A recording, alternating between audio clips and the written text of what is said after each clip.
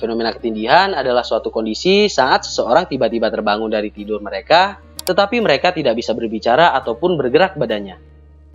Ada berbagai cerita dari orang-orang yang mengalami ketindihan. Ada yang katanya melihat sesuatu berwujud makhluk tak dikenal, dan ada juga yang mengatakan tubuhnya sampai melayang. Karena cerita-cerita yang tidak masuk akal ini, banyak yang mengaitkan kejadian ketindihan dengan sesuatu berbau mistis, seperti diganggu setan atau dalam pengaruh sihir. Lalu, bagaimana pandangan ilmu pengetahuan dan dunia medis terhadap kejadian ketindihan tersebut?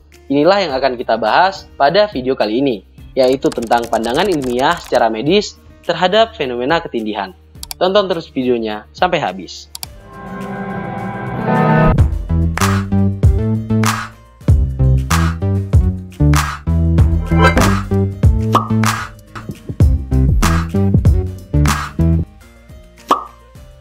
Untuk mengerti tentang proses ketindihan, pertama kita perlu paham dulu tentang apa yang terjadi ketika kita tidur. Jadi, waktu tidur, tubuh melewati beberapa tahapan dari masa awal tidur sampai kita bermimpi dan terjaga. Secara umum, ada 4 tahapan yang akan dilalui oleh tubuh saat kita tidur, yaitu yang pertama adalah tahapan fase tidur 1. Fase tidur yang pertama ini adalah fase awal di mana kita baru mulai tertidur. Fase ini terjadi sekitar 5-10 menit setelah kita tertidur. Pada fase ini, tubuh, mental, dan pikiran kita berada di perbatasan realita dengan alam bawah sadar. Ketika berada di fase awal tidur, tubuh masih mudah dibangunkan dan saat terjaga, tubuh kita bisa langsung sadar serta berfungsi dengan baik. Kemudian yang kedua, kita akan memasuki fase tidur tahap 2. Pada fase kedua ini adalah fase di mana tubuh mengalami perubahan-perubahan tertentu menuju fase tidur pulas. Gerakan mata, sistem pernapasan, dan jantung mulai melambat, serta suhu tubuh menjadi lebih rendah. Pada fase kedua ini, kita akan lebih tidak peka terhadap lingkungan sekitar. Fase ini terjadi 10-30 menit setelah kita tertidur. Ketika memasuki fase kedua ini, tubuh mulai sulit dibangunkan, karena tubuh sedang menyiapkan diri untuk fase tidur pulas. Selanjutnya, fase ketiga adalah fase tidur dalam. Pada fase tidur dalam, kita akan tidak lagi sadar dengan lingkungan sekitar. Tidak ada gerakan mata dan aktivitas otot tubuh sama sekali yang terjadi. Pada fase ini adalah fase di mana tubuh mulai perbaikan dan pertumbuhan jaringan yang kelelahan setelah beraktivitas sepanjang hari.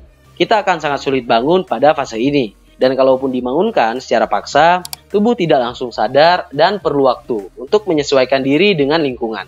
Kebanyakan gangguan tidur seperti mengompol dan sleepwalking yang terjadi pada anak adalah terjadi di fase ini. Kemudian kita masuk ke fase terakhir, yaitu fase tidur mimpi atau fase REM.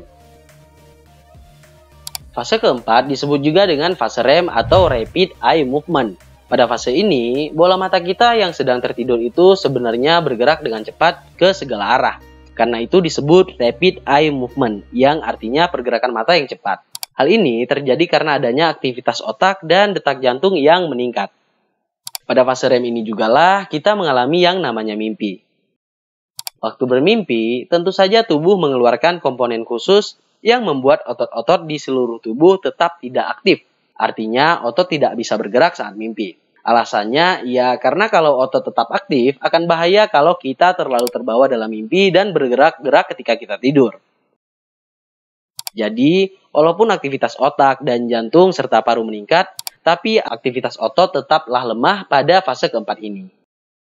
Nah, fenomena ketindihan atau sleep paralysis terjadi ketika seseorang tiba-tiba terbangun pada fase REM atau fase mimpi tidur dalam ini. Ketika merasakan ketindihan, kita hanya bisa menggerakkan mata kita dan sadar akan keadaan sekitar. Tapi kita tidak bisa menggerakkan bagian tubuh sama sekali.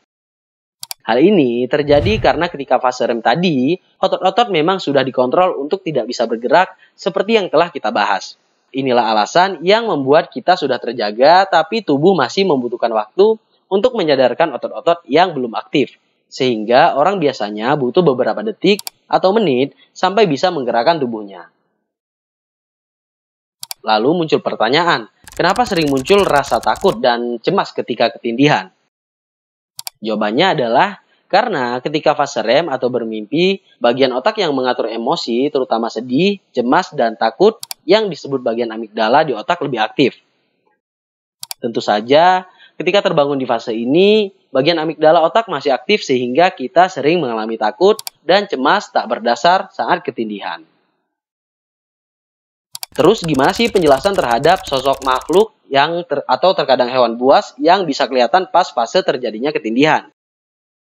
Nah, seperti yang sudah kita bahas, ketindihan terjadi ketika fase mimpi REM, di mana otak cenderung lebih aktif dibanding fase tidur lainnya. Terbangun tiba-tiba di tengah fase ini membuat otak kesulitan membedakan apakah ini realita atau dalam mimpi, karena ada bentrokan dari gelombang di otak. Hal ini membuat munculnya gangguan persepsi yang sering kita sebut dengan halusinasi.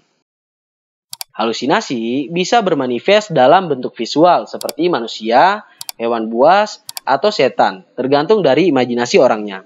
Bisa juga dalam bentuk suara atau auditory hallucination, yang biasanya berupa bisikan-bisikan tertentu. Halusinasi tersebutlah yang menyebabkan seolah-olah kita melihat sosok makhluk aneh atau suara-suara yang mengganggu saat terjadinya fenomena ketindihan. Lalu, apakah fenomena ketindihan ini berbahaya? Sebenarnya, kejadian ketindihan bisa dialami oleh siapa saja dan tidak berbahaya bagi kesehatan Anda. Tapi mungkin ketika mengalami kejadian ketindihan terlalu sering, ada beberapa orang yang merasa kualitas tidurnya jadi tidak baik, sehingga tidak produktif ketika siang hari. Untuk kesehatan, secara keseluruhan fenomena ketindihan ini dianggap tidak berbahaya, cuman ya bakal mengganggu aktivitas atau bakal mengganggu kualitas tidur Anda.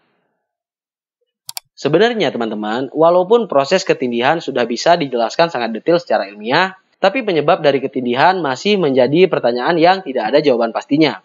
Sampai sekarang, kita cuma tahu faktor risiko yang berhubungan dengan ketindihan seperti kurang tidur, terlalu banyak tidur di siang hari, keadaan psikologi yang sedang cemas, marah, stres, ataupun kelelahan. Jadi, untuk mencegah agar tidak mengalami ketindihan, yang paling penting diperbaiki adalah kualitas tidur dan kestabilan emosi kita. Kalaupun kalian mengalami fenomena ini, tidak usah panik, karena ini tidak ada hubungannya dengan hal-hal gaib yang sering didengar dari cerita orang-orang. Ketindihan adalah fenomena yang bisa terjadi pada siapa saja.